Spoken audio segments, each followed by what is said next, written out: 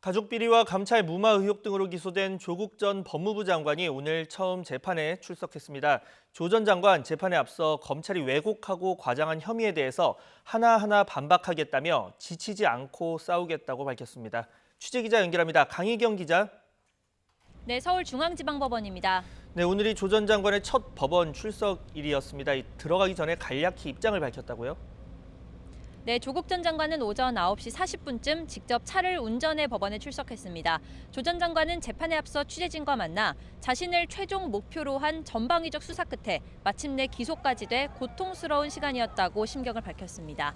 그러나 검찰이 왜곡하고 과장한 혐의에 대해 사실과 법리에 따라 하나하나 반박하겠다며 지치지 않고 싸우겠다고 강조했습니다. 직접 들어보겠습니다. 검찰이 왜곡하고 과장한 혐의에 대해서 사실과 법리에 따라 하나하나 반박하겠습니다. 오랜 시간이 걸릴 것입니다. 그렇지만 지치지 않고 싸우겠습니다.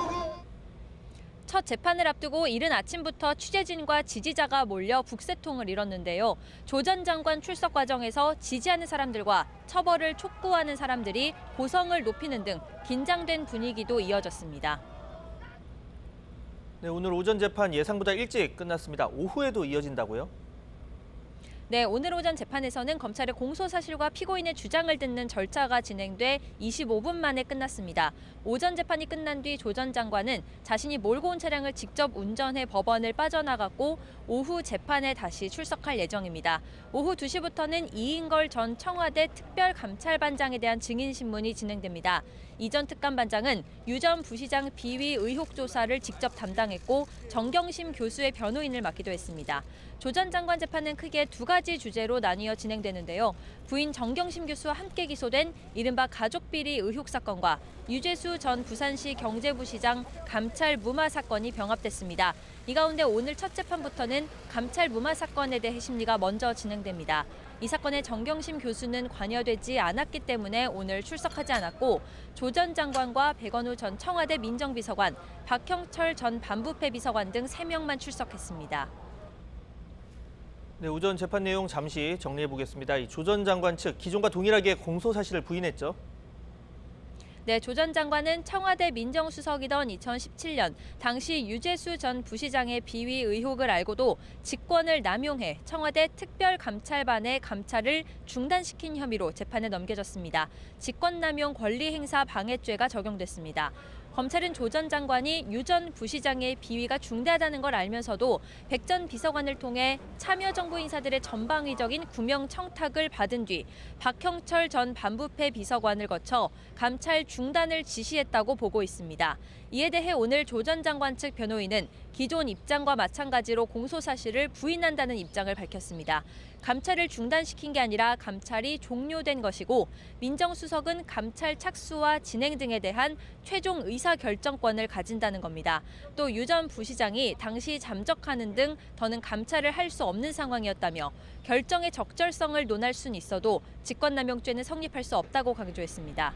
함께 기소된 백원우 전 비서관 측도 정무적 의견을 제시한 것일 뿐 직권남용이 아니라고 혐의를 부인했습니다. 박 전 비서관 측은 당시 감찰을 더는 할 수 없는 상황이었으니 특감반원들의 권리 행사가 방해되지 않았고 당시 권한상 박 전 비서관은 오히려 직권남용죄의 주체가 아닌 객체라고 주장했습니다. 네, 이런 가운데 정경심 교수의 구속기간이 연장될지도 오늘 결정되죠. 네, 별도로 재판을 받고 있는 정 교수의 1심 구속 기간은 모레 자정에 끝납니다. 이에 따라 검찰은 구속영장이 포함되지 않았던 혐의로 추가 구속영장을 발부해 구속 기간을 사실상 늘려달라고 재판부에 요청했습니다. 정 교수가 실체적 진실을 은폐하기 위해 허위 진술로 일관하고 있고 증인 신문도 아직 많이 이루어지지 않았다는 게 이유입니다. 반면 정 교수 측은 검찰이 주된 범죄 사실을 심리하기 위해 작은 여죄들을 찾아 구속하려 한다면서 전형적인 별건 구속에 해당해 헌법 정신에 맞지 않는다고 맞서고 있습니다. 또 도주나 증거인멸 우려도 없다면서 방어권 보장을 위해서라도 구속기간이 연장되는 일은 없어야 한다고 강조했습니다. 재판부는 양측의 의견을 종합해 오늘 오후 3시까지 추가 구속영장 발부 여부를 결정하겠다고 밝혔는데요. 구속영장이 발부되면 정 교수는 그대로 구속 상태에서 재판을 받고 발부되지 않는다면 모레 자정에 구치소에서 석방될 예정입니다. 지금까지 서울중앙지방법원에서 YTN 강희경입니다.